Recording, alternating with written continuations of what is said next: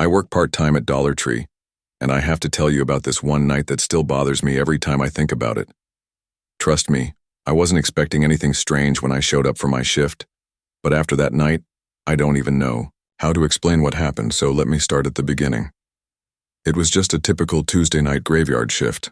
At night, the store is mostly empty, and the quiet is, well, creepy. But I'd gotten used to it.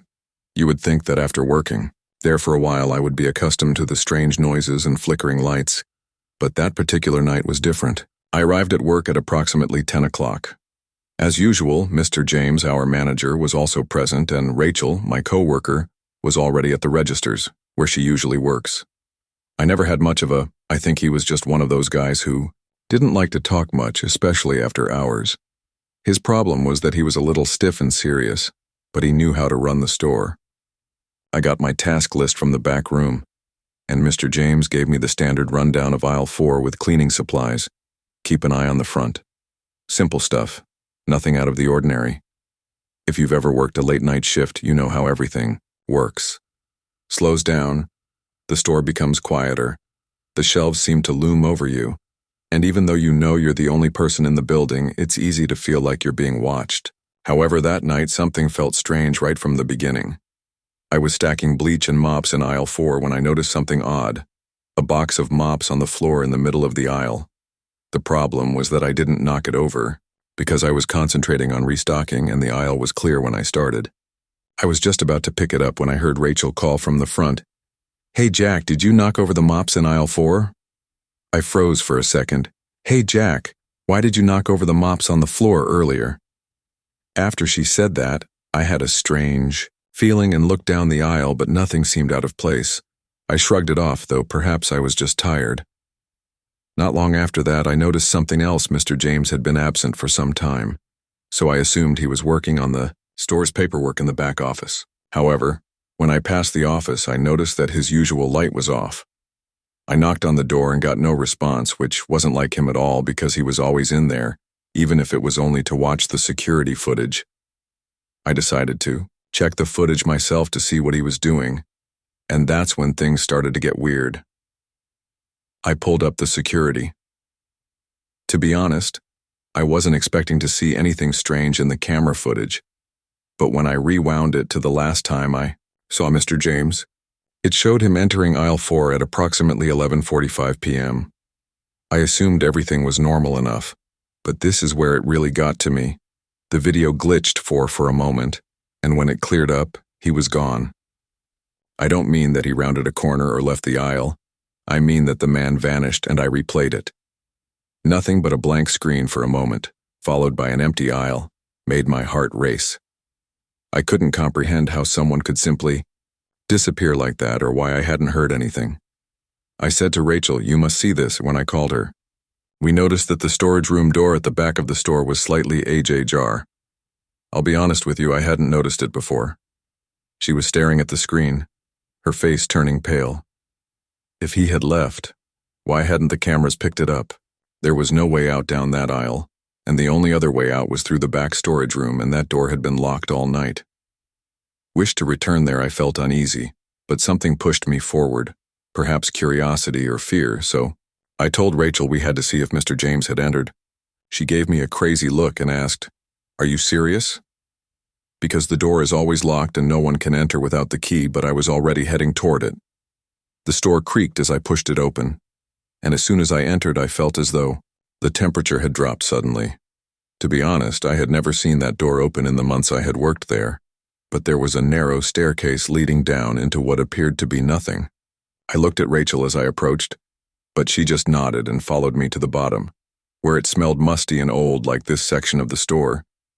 The first thing I saw was a table covered with dust and papers, and a ledger with odd symbols scrawled on it. I wasn't sure what to make of it, but I had the impression that we were approaching something significant, and then I saw it. The store hadn't been touched in years. "The name tag of Mr. James is on the floor. Why is it down here?" Rachel asked in a hardly audible whisper. I don't know, but this statement I made didn't sit well with me, and that's when I heard it. I swear to you I heard someone whisper my name. At first I thought Rachel had said something, but she looked just as perplexed as I did. I turned to face her and she shook her head. but this place is giving me the creeps. Then I turned to face the shadows in the corner, and I swear I saw a figure. It wasn't clear, but I knew something was there. So I asked Rachel if she could see it. Figure, but by the time she looked, it was gone, and I didn't want to be down there any longer. However, as I turned to go, I heard another whisper, this time more clearly, and it wasn't just my name, it was a warning. We fled the basement, locked the door, and didn't talk about it ever again. When we called the police, they found nothing. The basement was empty, and the cameras revealed nothing strange or strange. The store continued to operate as if nothing had happened, and eventually they hired a new manager. But every time I enter that Dollar Tree, I can't get rid of the feeling that something is watching me. So, here's the question for you. Have you ever worked late somewhere and felt like something wasn't right or that you weren't alone? I'm still trying to figure out what actually happened, but maybe one day I'll have a response. Or perhaps I will simply be left wondering, as you do, what you would have done if you were in my footwear. That evening, exhausted from a demanding work week and with debts building up, I entered Dollar Tree, a normal, small, quiet business with largely late-night shoppers coming in to pick up a few last-minute things. I was accustomed to working night shifts, typically beginning around closing the business at 2 a.m. and 10 p.m. But tonight seemed different. I couldn't put my finger on it, but something about the air felt strange. It was a typical evening when I clocked in, and the store was almost deserted except for a few customers who were idly browsing the aisles and picking up random items. I quickly glanced around, and the fluorescent lights buzzed softly, giving everything a drab glow. The shelves were stocked, but they still needed some cleaning, and I can still clearly recall that night because it was the first time I had noticed how quiet it was. Usually, there would have been some noise. The self-checkout beep and the occasional customer conversation in the freezer area, but that evening the only sound was the quiet hum of the air conditioner. I started by stacking the cans in aisle 4 to organize the canned items. I initially assumed that the footfall behind me were just a normal store noise, but as they grew closer and more methodical, I turned to look behind me, but there was nobody there, and I felt cold. A chill went through my body. I thought maybe it was just the wind or the sound reverberating through the store, but it didn't feel like that. The footsteps were too clear and deliberate, so I froze for a second to make sure it wasn't something. Then I heard it again, and this time I quickly turned around, but there was nobody there. I shook my head, trying to get rid of the weird feeling that it must be my imagination, or perhaps I was just too exhausted and still uneasy. After a few minutes, I made the decision to go to the back of the store to get some cleaning supplies. As I was making my way toward the aisles near the stockroom, I noticed something that made my stomach drop. A shoe cart was sitting at the far end of the aisle, but I could swear it wasn't there just a minute ago. I took a quick look at it and felt a weird shiver run up my spine. It was empty, but its presence felt wrong because no one had been in the aisle when I passed by, and no one was in the vicinity now. Paused for a while. My feet were frozen to the ground because something about the cart felt strange. I hurried past it and looked down the aisle to make sure nobody was there, but I couldn't get rid of the strange sense that someone was observing me. I observed the man standing close to the end of the aisle as I made my way to the back to get the cleaning products. He stood there observing me, his face partially obscured by the shadows. My heart skipped a beat because I had been working at Dollar Tree for months and knew the most of the regulars, but I had never seen this guy before. My mind raced, wondering if this man was a new client and why he was just standing there, staring at me without moving. A knot started to build in my stomach and I couldn't help it. Despite my trembling voice, I forced myself to seem casual as I inquired, "Can I help you?" The man didn't respond. Instead, he stood there, his face in the shadows, his eyes fixated on me. "Can I help you find something?" I repeated, trying to be cool, but there was no response. I took a step back, my body moving automatically toward the exit, my breath quickening, and I could feel my heart hammering in my ears. Response at this point, I became uncomfortable. I should have shouted for aid, but I didn't because something about him kept me immobile. "Hello?" I asked again, raising my voice this time, but it seemed weak and the man didn't move. With my heart pounding in my chest, I turned and hurried away, but as I passed the bend of the aisle, I heard slow, steady footfall behind me once more, and I was unable to stop myself. The man was following me, so I walked more quickly, my mind racing. I knew I needed to get to the break room, lock the door, and figure out what to do, so I didn't dare turn around. However, as I got closer to the back of the store, I noticed that the man walking slowly a few feet behind me was right there. I glanced over my shoulder for a brief moment, and my heart almost stopped. He wasn't sprinting, but his methodical movements gave me the impression that he was closing in on me, his eyes never leaving mine. I reached for my phone in my pocket every second, but before I could even unlock it, I heard a voice, not the man's, from somewhere deep inside my head. It was like a warning, a voice that wasn't mine, but it felt familiar. I didn't question it, didn't pause to consider it. I just ran and hurried toward the break room, but the door was locked. Of course it was locked, and I knew I should have. Had a key, but I hadn't considered it. I whirled around as panic swept through my chest, but the man was still in front of me, blocking my path. I was at a loss for what to do. "Who are you?" I exclaimed, my voice shaking, and he simply gestured toward the employee exit at the back of the store without saying anything. I couldn't figure out what he was doing or why he was there. Wanted, but something inside of me told me that I wouldn't be safe if I didn't leave now, so I turned and ran as quickly as I could toward the back exit. The man didn't follow me, and I didn't look back or dare to return to that Dollar Tree after that night because the unease never went away. The man's footsteps, the cart, everything felt too real. I told my manager what had happened, but I'll never forget the man in the dark aisle watching me, the chill in the air, the feeling that something wasn't right, and the way he pointed toward the exit as if he knew it was the only way out. They didn't believe me. They said it was just a strange night, that perhaps I had imagined things, but I know what I saw.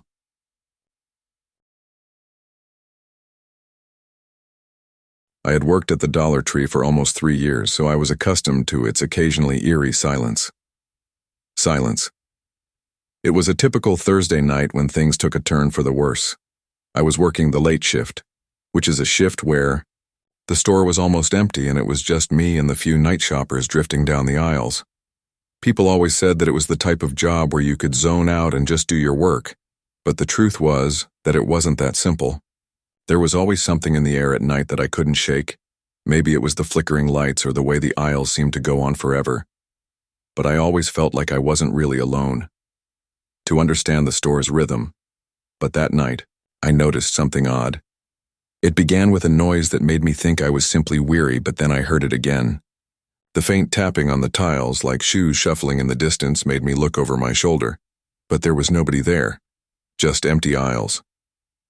I hesitated for a second before shaking it off. The store was too quiet, with the only sounds being the faint air conditioning, the hum of the freezers in the rear, and the odd rattle of shopping carts in the parking lot. I tried to ignore the sounds that should have filled the room, but as I worked, it became obvious that the tapping wasn't going away. It was like someone was walking directly behind me, breathing down my neck, making my heart race and my hands feel clammy. I looked up from my register and saw that a coworker had gone home hours earlier, so I knew no one should be there. A tall, shadowed figure stood at the far end of the aisle. I couldn't make out any details, but I could feel it drawing me in. I wasn't imagining it. I blinked, and it vanished in an instant. I thought maybe I was just seeing things, or maybe I was too exhausted. But as the night went on, I couldn't get rid of the feeling that something wasn't right. The tapping returned, but this time it was distinct. It was more purposeful, almost a warning. A faint voice said, "Don't look back."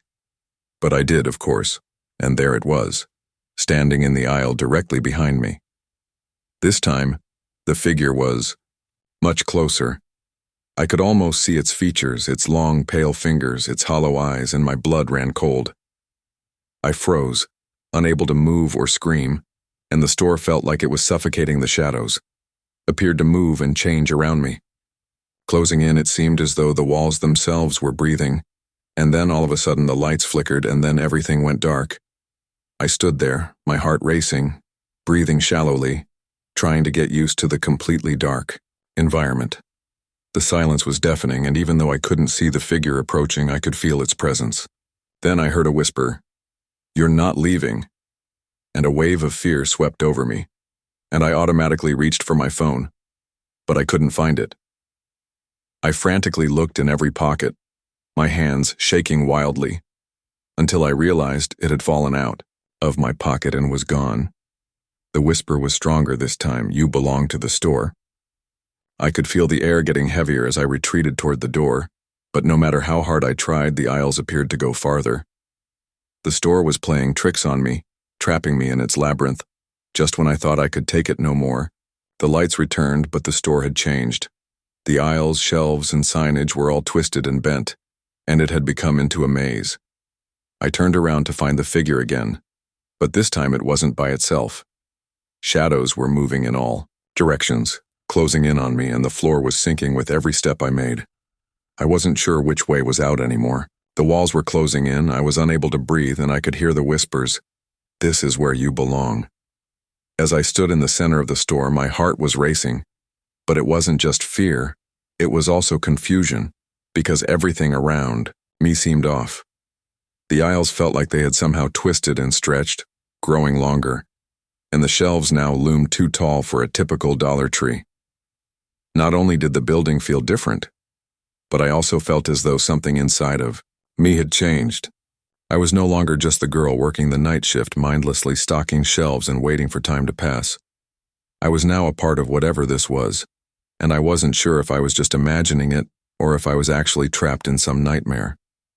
The low hum of the refrigerators and the buzzing fluorescent lights overhead seemed amplified in this strange version of the store. Different reality. Every aisle seemed to hold a different version of reality as I forced myself to walk slowly toward the back of the store. One aisle seemed to go on forever, and I knew I had never been down it before. It was filled with things I had never seen before, including strange dolls with eyes that followed me as I moved, dust-covered picture frames, and books with unreadable covers. I could hear it again that I wanted to turn around, but something inside me told me not to. A voice in my head said, "Don't look back, don't you dare." But I couldn't stop myself. The tapping had become louder and more persistent, and this time it was coming from behind me. I turned to see it standing a few feet away. The form was more pronounced now, with hollow eyes and ashy skin, and there was a spooky, strange radiance to its presence. It didn't move, but it seemed to be creeping closer to me with every breath I took. I froze, my body shaking, but my feet wouldn't move. My body deceived me and locked me in place even as my head cried out for me to run. The voice sounded icy, as if it were saying, "You're not leaving this is where you belong." The whisper was louder this time, wasn't coming from the figure, but rather from the walls surrounding me, echoing through the aisles like a warning. I tried to scream, but my voice got stuck in my throat, and my chest constricted as if the room's air were being drawn out. I also had a weird feeling in my stomach, like something heavy and dark was taking root inside of me. The longer I looked at the figure, the more I saw that its hands were long and twisted, their claws and fingers unnatural. I felt a tremendous sense of dread, as if every part of me was being drawn toward it. I staggered back, turning to flee, but the store I used to know had changed, and the aisles had turned into a never-ending labyrinth where every step took me deeper into the shadows. My heart fell when I realized my phone was missing from my pocket when I reached for it once more. I felt a wave of panic, but I wasn't sure if I was actually stuck or if I was going crazy. I kept running, but no matter how quickly I went, I was unable to locate the exit. The fluorescent lights overhead flickered, creating eerie shadows on the ground, and then I heard it. Once more, I felt as though someone was breathing down my neck because of how near the tapping was this time. I turned quickly in the hopes of seeing the figure, but all I saw was shadows. It was then that I realized something I hadn't seen before. The other shoppers were all standing motionless. Like the figurines' mouths, their eyes were hollow. I tried to move, but the air felt heavier now, thick with the weight of something oppressive. The store had changed from being a place of aisles and shelves to something much worse, alive and breathing, and they were staring at me with an unsettling, vacant gaze. Then I heard the whisper again, this time right in my ear. "You're part of it now, you can't leave." I turned to face the speaker, but there was nobody around, just the store, and I had the impression that I was now a part of something bigger and darker than myself.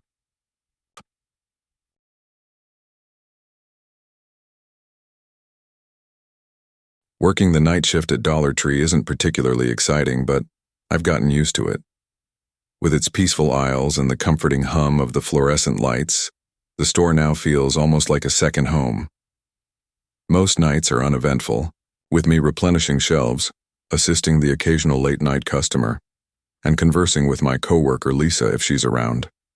But when he first appeared, some 3 months ago, he wasn't like the typical U.S. clientele who came in for inexpensive snacks or last-minute party supplies.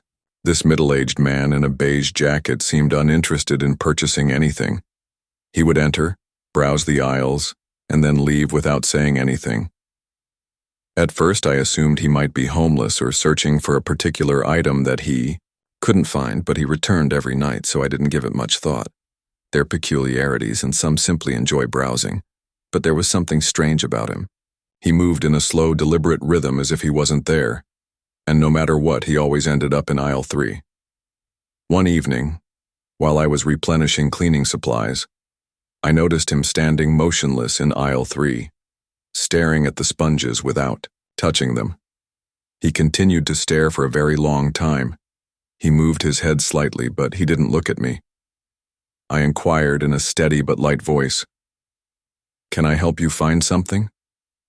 Since I was starting to feel uneasy, I simply needed to find something, and he spoke so softly that I could hardly hear him before I could ask him anything else. The following day, out of curiosity, I decided to watch the security footage to see if he had done anything after he turned and left the store. The footage was odd. The cameras weren't the best quality, but I could see him enter the store, go straight to aisle 3, and stand there for a few minutes before leaving. What caught my attention, though, was how the screen would flicker and freeze every time he moved, then resume. When he left the store, the camera completely froze, and when it started up again, he was gone. I re-watched the video 3 more times, but that didn't alter anything. Evening. I kept a close eye on aisle 3 during my shift because I couldn't stop thinking about the man and the glitches. It felt like there was a connection, something I was missing. At one point, I noticed a sponge lying on the floor, which was odd because I had just cleaned that aisle, and I was positive it hadn't been there before. When I picked it up, I felt uneasy. It wasn't wet or cold, but something about it felt off, so I put it right away. The following day, as we were organizing stock, I mentioned the man to Lisa in passing. "You mean the guy in the beige jacket?" she said in an uneasy tone. "Yeah, I've seen him a few times. He's weird, never buys anything, just stands there." I nodded, wondering if he had always been there. Lisa didn't always hesitate, but there was another person who made me think of him, a man named Jay Marsh. He used to work here prior to beginning Pleasant Guy, but one day he simply stopped showing up. The management said he probably quit, but no one ever heard from him again. "What happened before he vanished?" I asked Lisa, who looked toward aisle 3 and lowered her voice. "He spent a lot of time there, almost as if he was obsessed with it." That evening, I made the decision to look around the back room to see if Jay Marsh had left anything behind. After looking through dusty boxes and piles of old paperwork, I discovered the pages of a little worn notebook, hidden under a shelf, were covered with furious scribbling, some of it hardly readable, and the same statement kept coming up. "He's looking for what's gone. Don't follow him." As I read it the following evening, I was pulled to aisle 3 once more. As I ran my palm down the wall behind the shelves, I saw a little space between 2 panels pressing against it. I sensed a change, exposing a small opening. My heart was racing, but I persisted out of curiosity and entered the passageway, which led to a tiny, dim room no larger than a closet. Inside, I discovered dusty shelves, a chair, and a single hanging light bulb. The handwriting on this notebook matched the first one, but it was more detailed, describing sightings of a man wearing a beige jacket. A few nights later, I saw him again, this time in aisle 3, staring at the same shelf. This time I decided to confront him, asking him firmly, "What are you looking for?" He turned slowly, his expression unreadable. His repeated trips to aisle 3 and his obsession with finding something in particular stood out. He whispered softly, "It's not here anymore." "Why do you keep coming back?" I asked. But he didn't respond. Instead, he turned and headed for the door, defying my better judgment. When he got there, he stopped and turned to face me, his eyes full of an odd sadness. "You shouldn't have followed me," he said, and then, just like in the video, he disappeared. Never again saw him. One evening while cleaning the back room, I discovered a folded piece of paper tucked between some boxes. It wasn't dusty, as if someone had just placed it there, and it read, "Thank you, I found what I lost." I stood there for a while, staring at the words for a while, until Lisa and I stopped, and the store felt different, quieter, as if a weight had been lifted. Speaking of the man, even though we both stayed away from aisle 3 until it was absolutely essential, I occasionally get a slight chill when I walk by that location, like a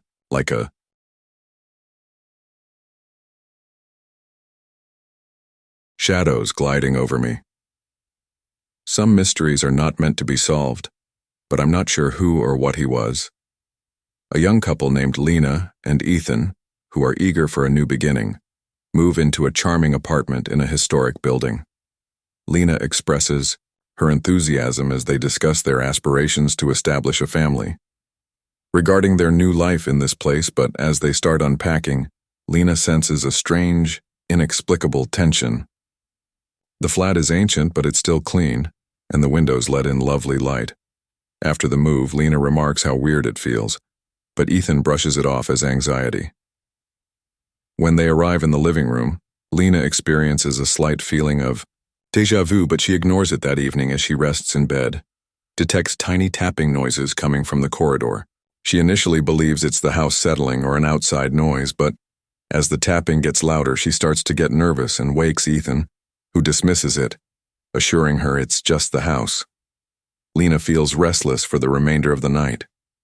She can't get rid of the impression that something is amiss in the flat the following morning. Even though the sun is up, the air feels thick. Lena begins to have vivid dreams about a woman named Clara. In these dreams, Clara can be seen standing at the end of a long, narrow hallway, looking pale and gaunt, and she whispers Lena's name, telling her to leave every time Lena tries to run but is unable to do so. The dreams become more frequent and Lena wakes up feeling uneasy. But she's not sure if the dreams are caused by her stress from the move or, more sinister, she discovers odd scratches on her neck one morning, but she can't recall how they got there. As the couple proceeds about their day, Ethan remains unaware, but Lena's sense of being watched only intensifies. When Lena starts looking into the history of the building, she discovers ancient documents that describe the defunct hospital that used to be located on the property. The facility was notorious for mistreating pregnant patients while they were in the care of a nurse named Clara, who was charged with performing cruel and unconventional experiments. She learns that Clara was implicated in other women's deaths, and many people thought she was connected to a string of stillbirths. After this revelation and the intense dreams, Lena shares her findings with Ethan, who dismisses them as superstition, but she feels as though she is running out of time to deal with the supernatural. Despite being horrified by the details, Lena can't help but feel an uncanny connection to the story. She feels Clara's presence in the apartment even more strongly. No matter how much she puts up the heat, Lena gets colder and colder as things in the apartment get out of control. Things start moving on their own, books tumble off shelves, and doors creak open at night. When no one else is present, whispers in the apartment call her name gently, and occasionally they get louder, almost begging.